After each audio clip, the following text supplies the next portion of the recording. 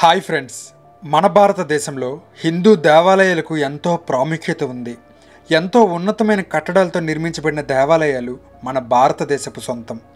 Mysterious and ఇంట్రెస్టింగ్గా అనిపించే 13 temples గురించి ఈ వీడియోలో తెలుసుకుందాం. దేవాలయాల నెంబర్స్ ఆర్డర్స్ని మీరు ఏమాత్రం పట్టించుకోవద్దు. ఇక ఆలస్యం చేయకుండా వీడియోలోకి వెళ్ళిపోదాం. కామాఖ్య దేవి టెంపుల్ అస్సాం రాష్ట్రంలో గౌహతిలో ఉంది. ఈ ఆలయం కొద్దిగా డిఫరెంట్గా ఉంటుంది. దీనికి ప్రార్థన చేయడానికి విగ్రహాలు ఉండవు. అలాగే ప్రతి వర్షాకాలంలో ఏదో ఒక అసాధారణమైన సంఘటన జరుగుతుంది. దేవతకు పీరియడ్స్ అవుతాయి. ఇది కొంచెం అసాధారణమైనది, కానీ ప్రజలు దీనిని జరుపుకుంటారు. ఆలయం ప్రతిరోజు ఉదయం 5:30 నుంచి రాత్రి 10:30 వరకు తెరిచి ఉంటుంది. మీరు కొత్తగా పెళ్ళైన జంట అయితే మీరు సందర్శించవచ్చు. ఇది తప్పనిసరి అని అక్కడ ప్రజలు అంటూ ఉంటారు. లోపల సాధారణ విగ్రహానికి బదులుగా మీరు యోని అనే స్త్రీ శరీరంలో ఒక భాగాన్ని సూచించే రాతి ఆకారాన్ని కనుగొంటారు. భక్తులు ఎర్ర చీరతో కప్పుతారు. అలాగే జూన్లో ఆలయం మూసివేయబడుతుంది. దేవత రక్తస్థావరం అవుతుంది. భూగర్భ జలాలు ఎరుపు రంగులోకి మారుతాయని చెప్తూ ఉంటారు. అంబుబాచి అనే పండుగతో 3 రోజుల పాటు జరుపుకుంటారు. సాధారణ ప్రజలకు ఎంట్రీ ఫీ లేదు, కానీ మీరు పార్లమెంటరీ లేదా రక్షణ దళాలకు చెందిన వారైతే మీరు కొంత డబ్బుల్ని చెల్లించవలసి ఉంటుంది. మీకు ప్రత్యేకమైన అనుభవం కావాలంటే స్పెషల్ ఎంట్రీ కూడా ఉంటుంది. కాల భైరవనాథ్ ఆలయం ఉత్తరప్రదేశ్లో వారణాసిలో ఉంది. ఈ మిస్టీరియస్ ఆలయం శివుని యొక్క పునర్జన్మ అయిన లార్డ్ కాల భైరవనాథ్కు అంకితం చేయబడింది. సమయాలు ఉదయం 5:30 నుంచి మధ్యాహ్నం 1:30 వరకు మరియు మధ్యాహ్నం 3:30 నుంచి రాత్రి 10 గంటల వరకు ఉంటుంది. ఇక్కడ ఒక ట్విస్ట్ కూడా ఉంది. సాంప్రదాయ నైవేద్యాలకు బదులుగా ప్రజలు దేవుడికి వైన్ లేదా విస్కీని అందిస్తారు. మీకు ఇక్కడ సాధారణమైన దండలు లేదా స్వీట్ షాపులు కనిపించవు. భక్తులు ఈ స్పిరిట్లను ఆలయంలో ప్రవేశించక ముందు బయట ఉన్న స్టాల్స్ నుండి కొనుగోలు చేస్తారు. మీరు ధైర్యాన్ని మరియు ఆనందాన్ని కోరుకుంటే కాలభైరవుడిని పూజించడమే ఒక మంచి మార్గమని చెప్పవచ్చు. పొడవైన క్యూలను ఆశించండి, అయితే ఇది విలువైనది. ప్రత్యేక హిందూ రాష్ట్రాల్లో భక్తులకు అద్భుతమైన సంతోషాన్ని కలిగిస్తుంది. వారణాసిలో ఈ మిస్టీరియస్ ఆలయం మీకు ఒక గ్రేట్ ఎక్స్పీరియన్స్ని ఇస్తుంది. మూడవది శ్రీ పద్మనాభ స్వామి ఆలయం తిరువనంతపురం, కేరళ రాష్ట్రంలో ఉంది. కేరళలో తిరువనంతపురం నడిబొడ్డున రహస్యమైన శ్రీ పద్మనాభ స్వామి ఆలయం ఉంది. ఈ పవిత్రమైన స్థలంలో కొన్ని ప్రత్యేక నియమాలు ఉన్నాయి. హిందూ మతాన్ని విశ్వసించే వ్యక్తులకు మాత్రమే ఇందులో ప్రవేశించగలరు. ఆలయాన్ని స్వచ్ఛంగా ఉంచేందుకు ఇతర మతాల వారిని లోపలికి అనుమతించరు.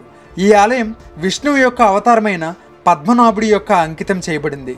ఈ ఆలయాన్ని సందర్శిస్తే కోరుకున్న కోరికలు నెరవేరుతాయని ప్రజల నమ్మకం. ఇది 8వ శతాబ్దం నాటి పురాతనమైన దేవాలయం. ఈ ఆలయం కంటూ ఒక డ్రెస్ కోడ్ ఉంటుందని గుర్తుంచుకోండి. పురుషులు ధోతీ ధరించాల్సి ఉంటుంది. స్త్రీలు చీర ధరించాలి. వెస్టర్న్ దుస్తులకు లోపలికి అనుమతించరు. ఈ ఆలయాన్ని ట్రావెన్కోర్ రాజకుటుంబం నేతృత్వంలో ట్రస్ట్ చూసుకుంటుంది. మీరు ఎలాంటి ఎలక్ట్రికల్ పరికరాలు లోపలికి తీసుకెళ్ళడానికి వీలు లేదు. పైగా ఆ దేవాలయంలో ఉన్న సంపదకు ప్రభుత్వం జెడ్ సెక్యూరిటీతో కాపాడుతుంది. ఇకపోతే 4వది వెంకటేశ్వర స్వామి ఆలయం. ఆంధ్రప్రదేశ్లో తిరుపతి ప్రాంతంలో మీకు ఆధ్యాత్మిక వెంకటేశ్వర స్వామి దేవాలయం కనిపిస్తుంది. ప్రతిరోజు దాదాపు 50,000 మంది యాత్రికులు బాలాజీ లేదా విష్ణువు అని కూడా పిలువబడే వెంకటేశ్వర స్వామిని ఆరాధిస్తూ వస్తూ ఉంటారు. ప్రవేశించడానికి మీరు వెంకటేశ్వర స్వామిపై మీకున్న విశ్వాసాన్ని తెలియజేస్తూ డిక్లరేషన్ ఫామ్ను సమర్పించాల్సి ఉంటుంది. అంతర్జాతీయ పర్యాటకులకు ఈ ప్రదేశానికి ఆకర్షితులవుతారు. కాబట్టి ఇది చాలా ఆసక్తికరమైనది. లోపల ఉన్న దేవుడు నిజమైన వెంట్రుకలను కలిగి ఉంటారని మరియు చెమటలు పట్టేలా ఉంటారని చెబుతూ ఉంటారు. అయితే దీనిపైన మిక్స్డ్ ఒపీనియన్స్ కూడా ఉన్నాయి.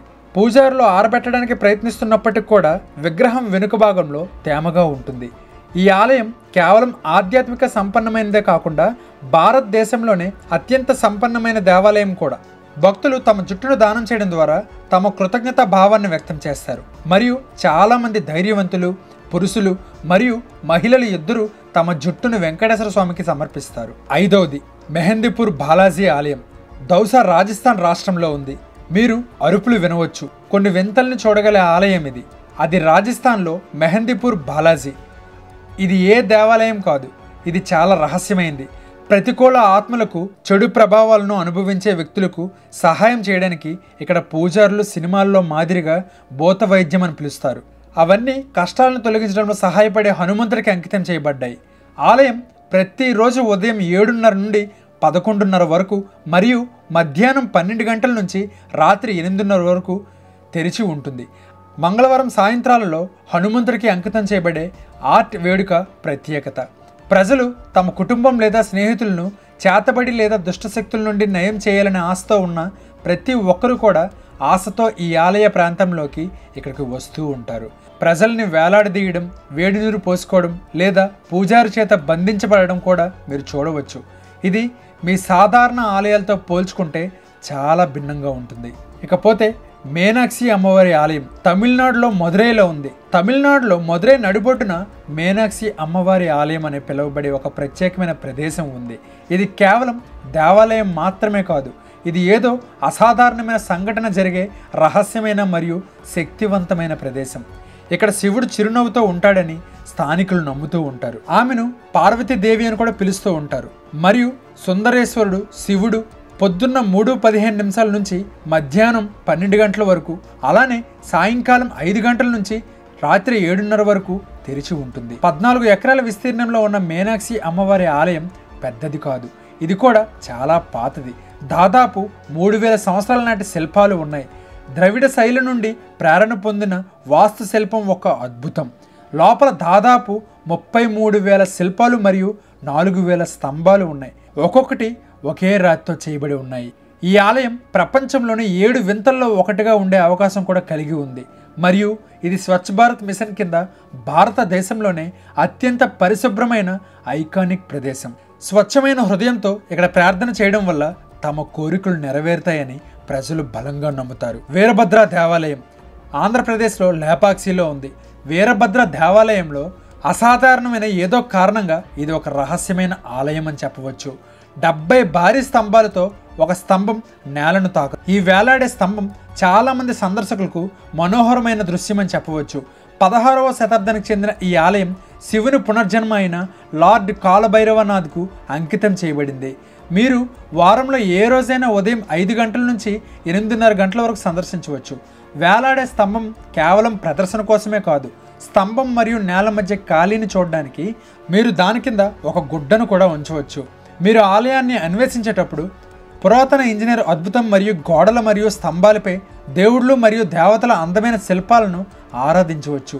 ఇది చరిత్ర మరియు రహస్యం కలిగిన ప్రదేశం. ఇకపోతే 8వది చెన్నాపట్న డాగ్ టెంపుల్ కర్ణాటకలో రామ్నగర్లో ఉంది. బెంగళూరు నుండి 50 కిలోమీటర్ల దూరంలో ఉన్న కర్ణాటకలో రామ్నగర్ జిల్లాకు ప్రయాణిస్తే ఇక్కడ కుక్కలు, పెంపుడు జంతువులకు కూడా పూజిస్తారు. శివునికి అంకితం చేయబడే ఈ ఆలయం ఉదయం 6 గంటల నుంచి మధ్యాహ్నం 12 గంటల వరకు మరియు సాయంకాలం 5:30 నుండి రాత్రి 8 గంటల వరకు తెరిచి ఉంటుంది. కుక్కలు ఈజిప్షియన్ దేవుడితో సంబంధం కలిగి ఉన్నాయని స్థానికులు నమ్ముతారు మరియు వాటిని పూజించడం ద్వారా మోక్షానికి గురవుతారు. మీరు బెంగళూరు ట్రిప్ ప్లాన్ చేస్తుంటే ఈ ఆఫ్ బీట్ టెంపుల్ సందర్శించండి. 9వది లింగరాజు ఆలయం. ఇప్పుడు ఒడిశాలోనే భువనేశ్వర్లో లింగరాజు ఆలయాన్ని అన్వేషిద్దాం. భువనేశ్వర్లో శివునికి అంకితం చేయబడే అతిపెద్ద ఆలయం. ఈ రహస్య దేవాలయం 11వ శతాబ్దానికి చెందింది. ఈ ఆలయంలో ఆకర్షణీయమైన విషయం ఏంటంటే ఇది ఒక ఆప్టికల్ భ్రమ కారణంగా దానికంటే పెద్దదిగా కనిపిస్తుంది. లోపల శివుని చిహ్నమైన ప్రత్యేకమైన లింగం కూడా ఉంది మరియు ఇది స్వయంభూ అని పిలువబడే స్వీయ ఆవిర్భావాన్ని నమ్ముతారు. 11వ శతాబ్దంలో నిర్మించిన లింగరాజు ఆలయానికి గొప్ప చరిత్ర ఉంది. లింగానికి పాలు సమర్పించే భక్తులు ఇక్కడికి వస్తూ ఉంటారు. 2 పసుపు రంగు సింహాలు ప్రధాన ద్వారానికి కాపలాగా ఉంటాయి మరియు లోపల మీరు డ్యాన్స్ హాల్, మ్యూజిక్ హాల్ మరియు ప్రార్థన మందిరం వంటి విభిన్న భాగాల్ని కనుగొంటారు. ఈ ఆలయం కళింగ శైలి శిల్పకళను ప్రదర్శిస్తూ ఉంటుంది. మీరు క్లిష్టమైన డిజైన్లకు ఆకర్షితులవుతారు. ఇది కేవలం దేవాలయం మాత్రమే కాదు, ఇది ఒక చరిత్ర మరియు ఆధ్యాత్మిక కలిసిన ప్రదేశం. మీరు పొద్దున్న 5 గంటల నుండి రాత్రి 9 గంటల వరకు ఏ రోజైనా సందర్శించవచ్చు. ఇకపోతే 10వ ఆలయం కైలాస దేవాలయం. మహారాష్ట్రంలో ఎల్లోరా గృహల్లో కైలాస దేవాలయం గురించి చెప్పుకుందాం. ఇది నిర్మించబడినందుకు ఇది ఒక ప్రత్యేక ఆలయం అని చెప్పవచ్చు. ఇది ఒక రాయి నుండి చెక్కబడింది. చాలా వివరణాత్మక శిల్పాలతో కూడిన పర్వతం నుండి మొత్తం ఆలయాన్ని ఊహించుకోండి. ఈ ఆలయం 16వ శతాబ్దం ఎల్లోరా గృహాల్లో రాతితో కట్టబడిన అతిపెద్ద హిందూ దేవాలయం. ప్రజలు ఈ ఆలయాన్ని శివుని కోసం నిర్మించారు. మీరు ఉదయం 6 గంటల నుండి మధ్యాహ్నం 12 గంటల వరకు మరియు సాయంత్రం 5:30 నుండి 8 గంటల వరకు మధ్యలో ఎప్పుడైనా సందర్శించుకోవచ్చు. లోపల కొన్ని చెక్కడాలు రామాయణం నుండి కథలను చెబుతాయి. చాలా కాలం క్రితం మొఘల్ రాజు ఔరంగజేబ్ ఈ గృహలను ధ్వంసం చేయాలనుకున్నాడు. కానీ ఆశ్చర్యం కలిగించే కైలాస గృహ ఆలయానికి ఏమీ జరగలేదు. 11వది అనంత పద్మనాభ సరస్సు ఆలయం. కేరళలో కసరాగోడ్లో అనంత పద్మనాభ సరస్సు దేవాలయం గురించి మాట్లాడుకుందాం. ఇది ఒక సరస్సు మధ్యలో ఉన్న ఆలయం. ఇది చాలా రహస్యమైంది. ఈ దేవాలయం యొక్క ప్రత్యేకత ఏమిటి అనంటే, సంరక్షకుడు బాబియా అనే ఒక మొసలి. ఈ మొసలి ఇతరుల వంటిది కాదు, అది శాకాహారి. బబియా అనే ఒక మొసలి ఎవరిని హాని కలగకుండా ఆలయాన్ని కాపాడుతుంది. మొసలను భయంకరంగా మాంసాహారులుగా పిలిచినప్పటికీ బబియా కేవలం ఆలయ ప్రసాదాన్ని మాత్రమే తింటుంది. ఇందులో వండిన అన్నం మరియు బెల్లం ఉన్నాయి. మధ్యాహ్నం పూజ అనంతరం భక్తులు తమ చేతులతో బబియాకు తినిపిస్తారు. బబియా సుమారు 70 సంవత్సరాలు సరస్సులో నివసిస్తుంది. మరియు ఆశ్చర్యకరమైన విషయం ఏంటంటే, ఇది మానవులతో బాగా కలిసిపోతుంది. ఈ ఆలయ చరిత్ర 9వ శతాబ్దం చెందింది. ఆలయ పూజారి మరియు బబియా ఒక ప్రత్యేకమైన బంధాన్ని పంచుకున్నారు. ఒకసారి బబియా చెరువు నుండి బయటకు వచ్చింది. ఇతర చేపలు చెరువులో ఉన్నాయి మరియు ఈ శాకాహారి మొసలి ఎవ్వరికీ హాని తలపెట్టలేదు. అనంత పద్మనాభ సరస్సు ఆలయం నిజంగా భారతదేశంలోనే ఒక సామాన్యాత్మక మరియు రహస్యమైన ప్రదేశం అని చెప్పవచ్చు. 12వ ఆలయం స్తంభేశ్వర మహాదేవ్ ఆలయం. గుజరాత్లో కవికవోయ్ గ్రామంలో ఆటుపోట్లతో కనిపించే మరియు అదృశ్యమయ్యే ఆలయాన్ని చూడవచ్చు. వడోదరా సమీపంలో స్తంభేశ్వర్ మహాదేవ్ ఆలయంలో అదో అద్భుతం. ఇది శివునికి అంకితం చేయబడింది మరియు ఉదయం 6:30 నుండి రాత్రి 10 గంటల వరకు ప్రత్యేకమైన సమయాలను కలిగి ఉంటుంది. అధిక ఆటుపోట్ల సమయంలో అలలు ఆలయాన్ని మింగేస్తాయి మరియు మీరు దానిని చూడలేరు. కానీ ఆటుపోట్లు తక్కువగా ఉండేటప్పుడు అది అద్భుతంగా కనిపిస్తుంది. ఇది ప్రకృతి అందాలను ప్రదర్శించే ఒక ప్రత్యేకమైన అనుభవం అని చెప్పవచ్చు. 13వ ఆలయం కొడంగలూరు శ్రీ కురుంబ భగవతి ఆలయం. కేరళలో కొడంగల్లూరు విషయాలు కొంచెం భిన్నంగా జరిగే ఆలయాన్ని ఊహించుకోండి. కేరళలో శ్రీ కురుంబ భగవతి ఆలయం అని పిలువబడే ఒక ప్రదేశం ఉంది మరియు ఇది కొంచెం రహస్యమైనది. ఈ ఆలయంలో ప్రత్యేకం ఏమిటంటే, ప్రతి సంవత్సరం మార్చి మరియు ఏప్రిల్ మధ్య జరిగే భరణి ఉత్సవం. ఇది ఇతర పండుగల కంటే చాలా భిన్నంగా ఉంటుంది. గతంలో జంతువులు ఆచారాల్లో భాగంగా ఉన్నాయి, కానీ ఇప్పుడు అది అనుమతించబడదు. గ్రామంలో భక్తులు ఆలయంలోకి ఎలా ప్రవేశిస్తారనేది నిజంగా ఆశ్చర్యం కలిగించే విషయం. వారు ఆచారంలో భాగంగా తాగుతారు మరియు ఇక్కడ మరింత ఆశ్చర్యమైన భాగం ఉంది. వారు దుర్భాషలు ఆడుతారు, అసాధారణమైన భక్తి పాటలు పాడుతారు. పురుషులు మరియు మహిళలు ఇద్దరూ 7 రోజుల పాటు తమ చేతుల్లో కత్తులు పట్టుకొని చురుగ్గా పాల్గొంటారు. పండగ వేళల్లో కత్తులతో తలలపై కొట్టుకుంటారు, రక్తం కారుతుంది. ఈ ప్రత్యేకమైన పండుగ తరువాత రక్తపు మరకలను శుభ్రం చేయడానికి ఆలయాన్ని కొంచెం మూసివేయాల్సి ఉంటుంది. That's all for today. Episode ఎలా అనిపించిందో కామెంట్ చేయండి అండ్ ఈ వీడియో నచ్చితే లైక్ చేయడం మర్చిపోవద్దు. మీరు కనుక మన ఛానల్కి కొత్తగా వచ్చినట్లయితే ఖచ్చితంగా సబ్స్క్రైబ్ చేసుకోండి. మన ఛానల్ మీకు ముందు ఎంతగానో ఉపయోగపడుతుంది. నేను మీ శరత్, సైనింగ్ ఆఫ్.